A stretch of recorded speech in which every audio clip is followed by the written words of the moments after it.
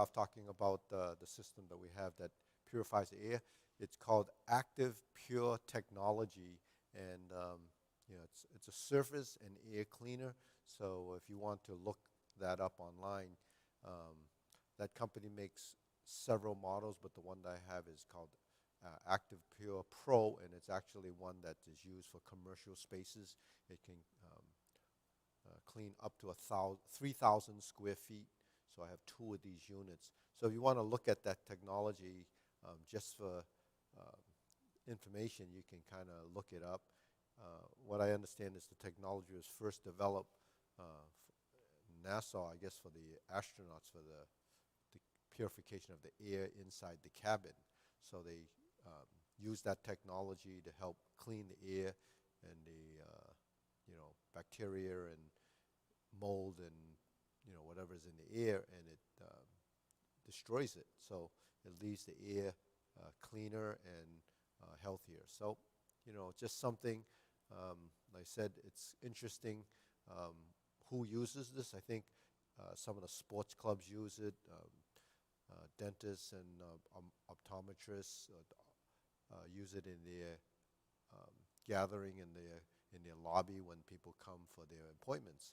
So they use it in spaces like that. Some people use them at home, um, but without the ionization side of it, according to what the salesperson told me, that it's not a good idea to have the ionization side when there's people around. It's good for businesses because during shutdown, we can actually, or in the evenings when no one's in the building, you can actually turn that on for a couple hours, up to 8 hours, and then it resets and shuts off and goes back to the mode without the ionization. So it seems to be working. Don't really know because I don't test the space on the floor and so forth. But the good thing is, because we use apparatus like the sticks and the swords and so forth, we wipe those down with alcohol, but because it does the surface purification, then we're not concerned with touching those apparatus, even though no one really stays here and touches the counters. People come, do the class, and kind of leave. So on that note, that's it. We're going to work on a few of the movements in Tai Chi broadsword, do a little limbering up.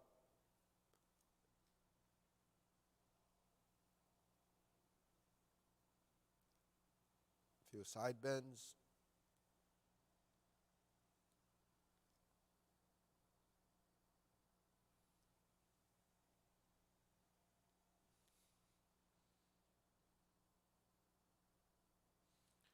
And a little stretching. Okay, reach down.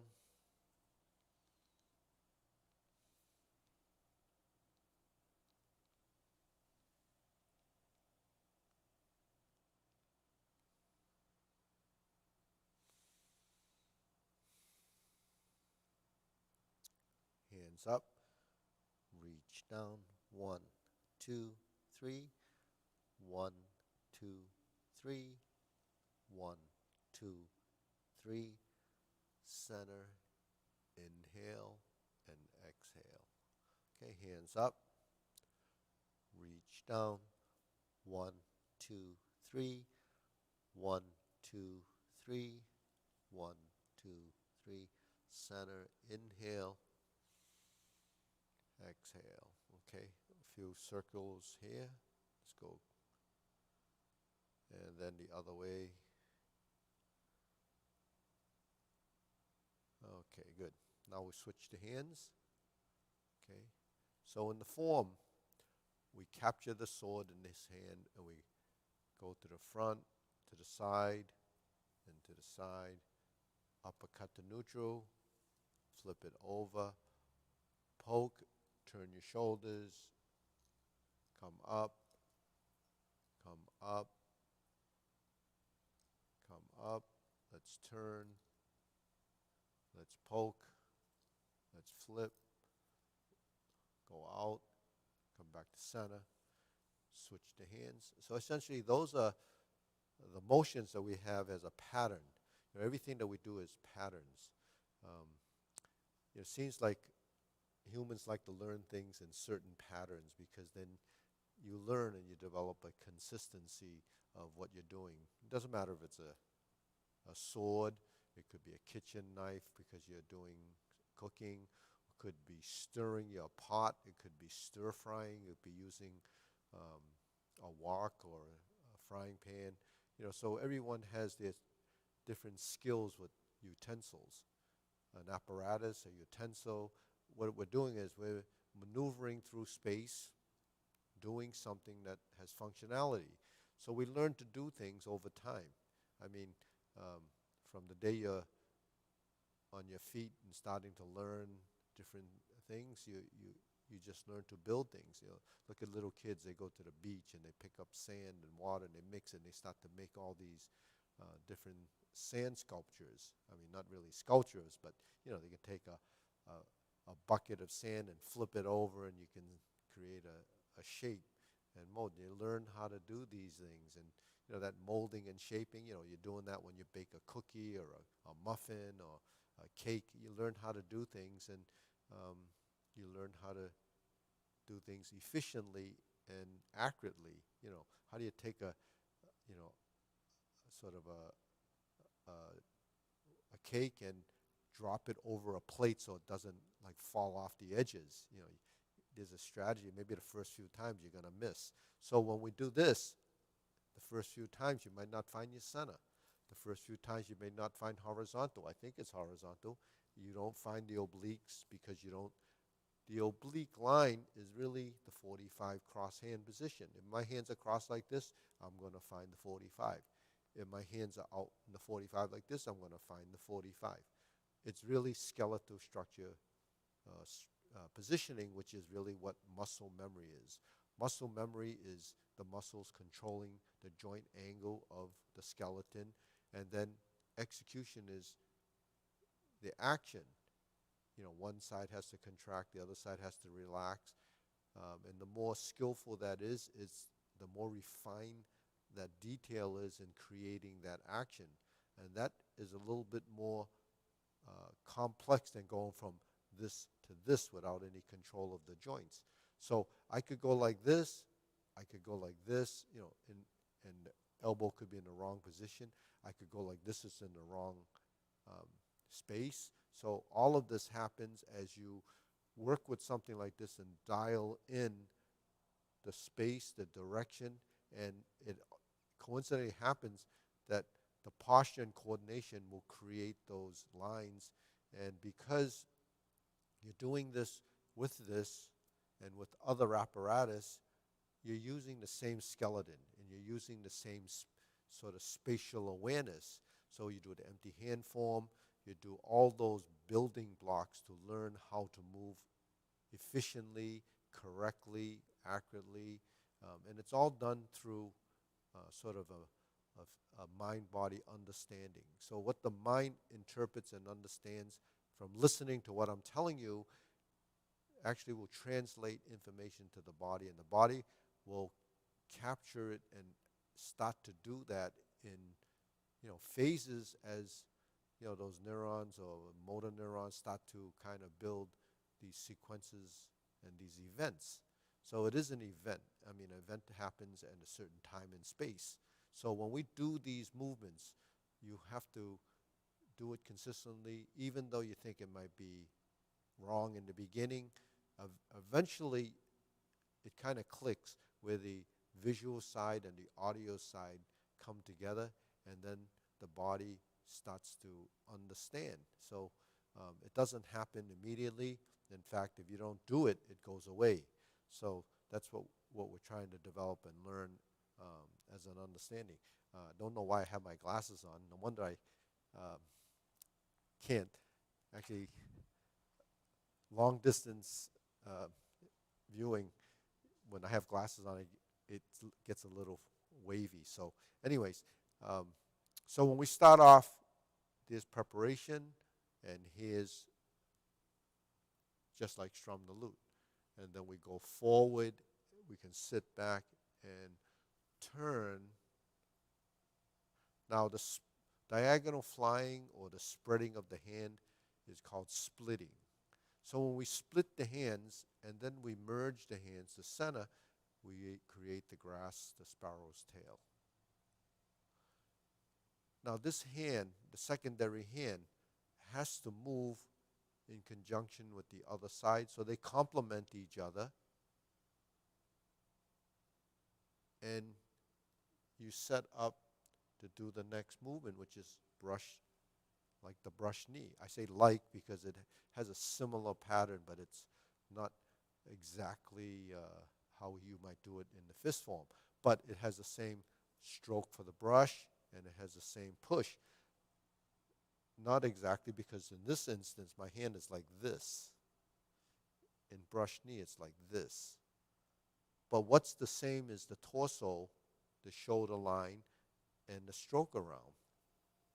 And it ends up here, which is the neutral position. The starting position is also this when you brush the knee. But you can't hold the sword like this. You'll end up like this. So you have to reconfigure the arm like it's cradling the sword here so that you have a position.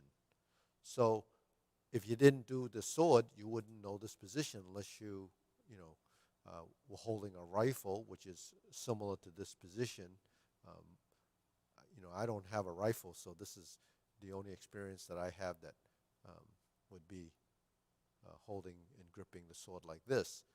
And then pushing like this gives you the sense of that. And this is going to lower hoop, and this is going to upper hoop. So you see the framework of our movements are directly correlated to empty hand movements in the form. So when they say extension of the body,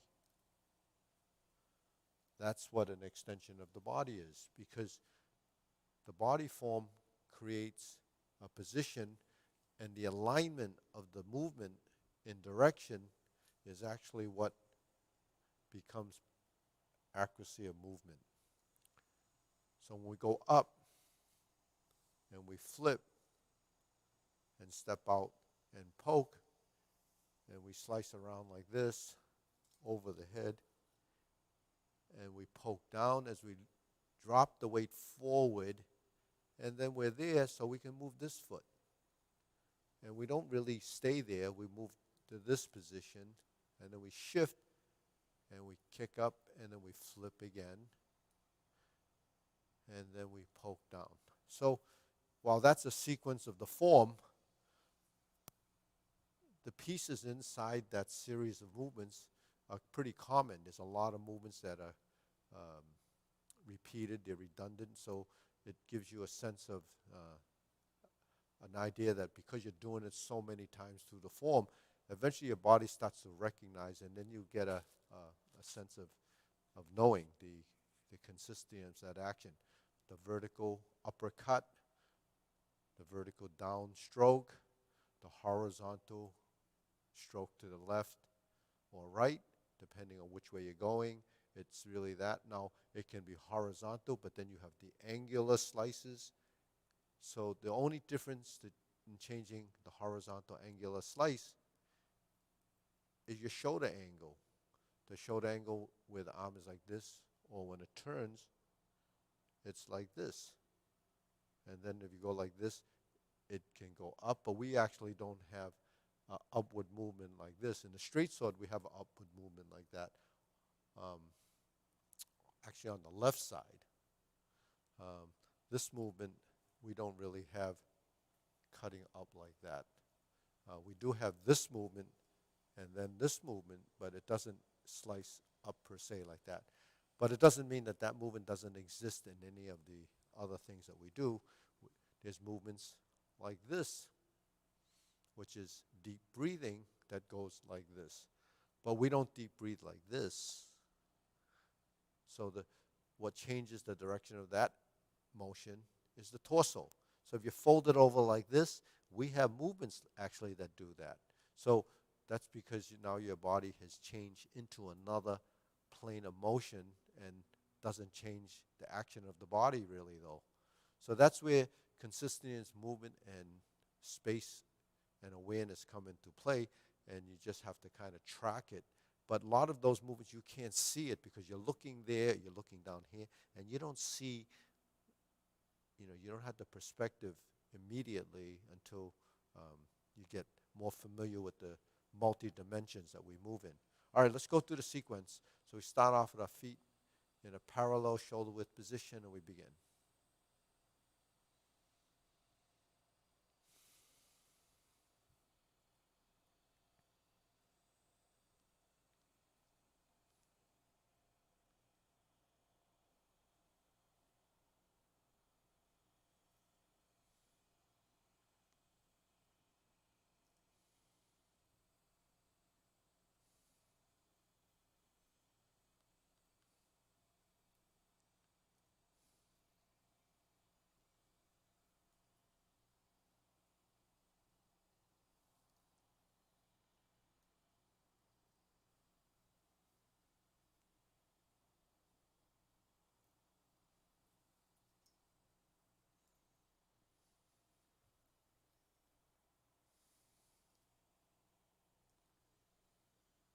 So that's just a giant circle, probably the biggest circle that we have.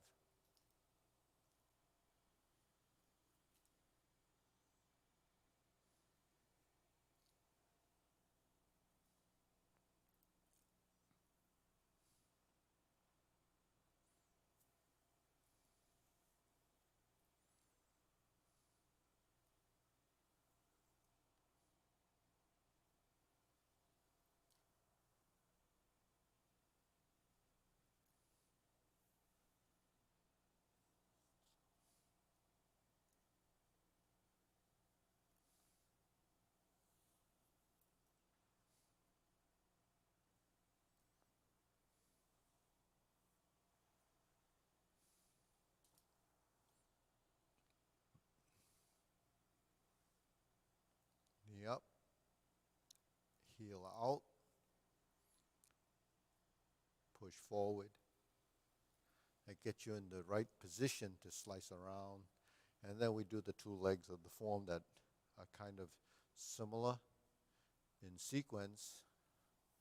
So this sequence, if you get it on this side, you pretty much will have it on the other side with a slight variation of a couple of positions. Here's the turn. This is the piece I'm talking about where you go forward. And we did that early on in the very beginning in the corner as well. Now here's, instead of going to the T stance or the T position, we come up and we poke. And then here's the same, push the sword forward and push. And then the skip step and poke. Now here's the U-turn, lift up, waist cut, forward position, around, over the top, cut down into this position, side position, slide, one. So this is holding and supporting the sword. You can see it in the mirror. 1, 2, 3. Bring the sword to here, over the top, on both sides, lift up, repeat that same footwork. So this happens twice on this side. Now left foot forward, left retreat, 1, 2, 3. One more time around, 1, 2, 3. Now we step forward, hook the wrist back here, poke in the front, adjust your feet so you're facing that corner because this poke goes into that corner. So we're in the two corners. And then here, 1, 2, 3. Here's this sort of reversing, and so I'll do that 2 more times. 1, 2, 3. So you get the coordination of the hand dropping with the leg and then diagonal flying. the step.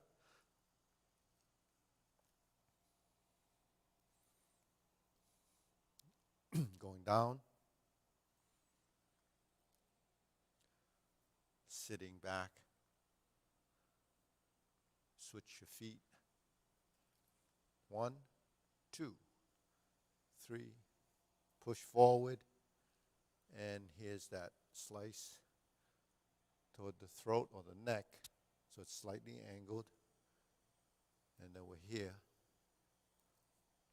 single whip on this side, and then coming like this. That's the single whip stance. Then that's the horse stance before. Here, opposite, going toward the end of the form. 1, left hand, right hand. So, this form has a couple of left-handed movements. And then we chop down and poke. Going to take a step backwards, swing the sword around. When it gets to here, lift up. Take a step forward, 1, 2, unwind it, go underneath, flip it up, bring this foot to here, step out and cross behind. Spin around, over the neck, and left hand. Right hand, and it stays in your right. Go to the left, go to the right, go forward, shift your weight. Okay, so we, instead of going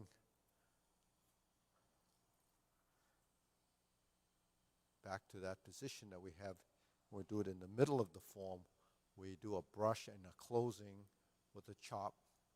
Then this goes across. See where it's resting my tricep area, and then this gives me a chance to capture the sword, do the brush knee, and then turn your hand like this. There's your lower hoop, and you pass through this side, and you get to here, and you can close. So you see how that closing movement is the left, the right, face the front or to that side, forward, up, and here the foot goes toward the mirror. There's the lower hoop. Your hands are just making circles like this. So making a circles is sort of the opposite of cloud hands. This is actually moving toward your center. And it's like brushing your knee, see? So brush knee moves in, cloud hands go out. Okay, so it gives you an idea of the direction of the circles. So if I were to repeat this from the back side, 1, 2, sit, 3, 4, 5, 1. So this goes up over the head. This brushes down. It chops. 1, 2, 3, 4. 1, 2, 3, 4. Okay, good. So that gives you a good sample of the closing movements. If you want me to do that again, maybe that would be helpful.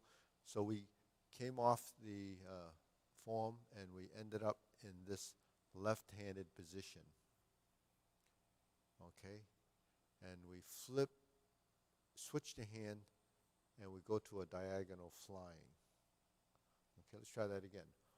1,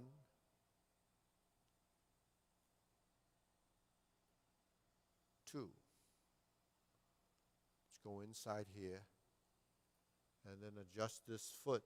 Now we're facing this way. Go over the top and horizontal slice to the left. Now you have to turn the sword back and cut the other direction. You go over the top, go through your hand position here. Now bring this hand to your tricep area. Lift your arm, lift your sword, get it to this side, brush down and chop. Bring this sword to here. Rest it there so you have 2 points of contact. Turn to your right, fold the elbow, brush down and push. Go to your low hoop position. Here's your round. Okay, here's your high position. Okay, so let's try that again. 1, 2. 1, 2. So that kind of goes with this movement. Then you have to turn to that corner to give you a chance to like reset your center line position and give you a starting point.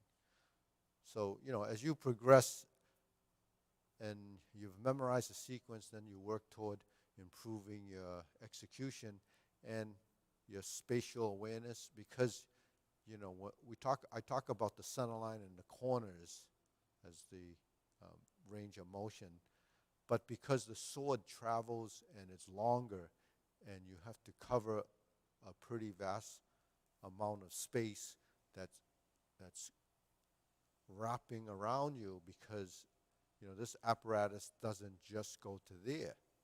It has this frontal directions, but it has a lot of movements that go full, almost like a full circle.